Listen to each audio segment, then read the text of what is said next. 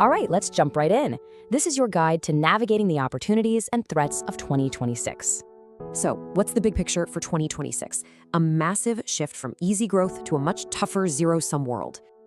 And here's the number that anchors everything, 3.25%. That's the projected terminal Fed rate. First up, the US dollar. Forget what you've heard. It isn't getting weaker, it's evolving. Here's the key idea. The dollar's real power isn't the currency itself, it's control over the financial plumbing. And this is the game plan. The dollar is going digital, using stablecoins as Eurodollars 2.0. So in this new environment, where do you actually find safety for your capital?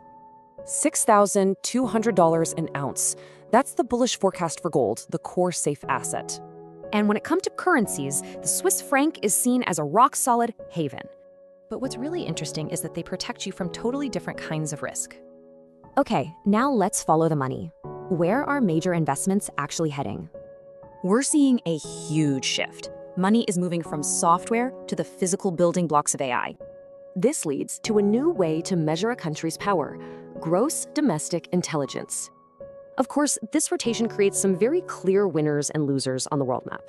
Chile, for example, is a huge winner thanks to its copper and lithium.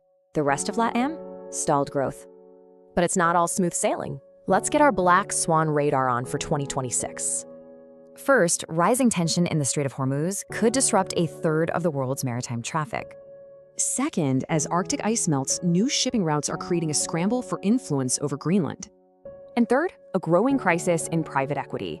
The tech bubble's bill might be coming due. And look, more than half of investors are seriously worried this could trigger a wider market correction. This brings us to the central puzzle for 2026, the great dollar divergence. On one hand, you see this. The dollar's share of global reserves is in a clear decline. But on the other hand, the core idea is that the US is using tech to tighten its grip.